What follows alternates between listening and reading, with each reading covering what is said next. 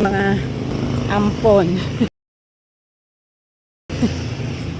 Hoy! Ano, Luna? Saan ka na? Di ka na? Uwi na. Diba? Ayun nga, isa na lang siya. Dalawa yan eh. Pero yung isa talaga na yun, mahina yun. 50-50 yun eh. Oh, ito, ang maliit.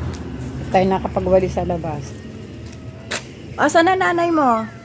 Asa kayong kapatid mo isa? Ah, boss, sumasagot din naman. Ha?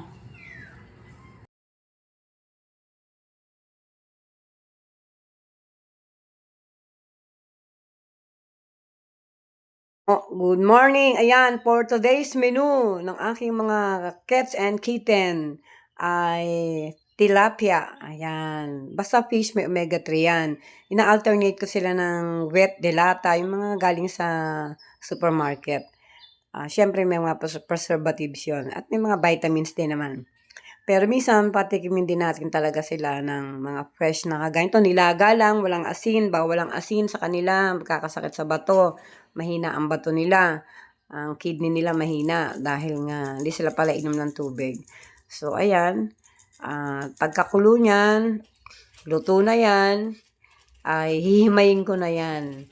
Pagkahimay, lalagyan ko ng sinabawan nila ng isda na yan, ng pinaglagaan.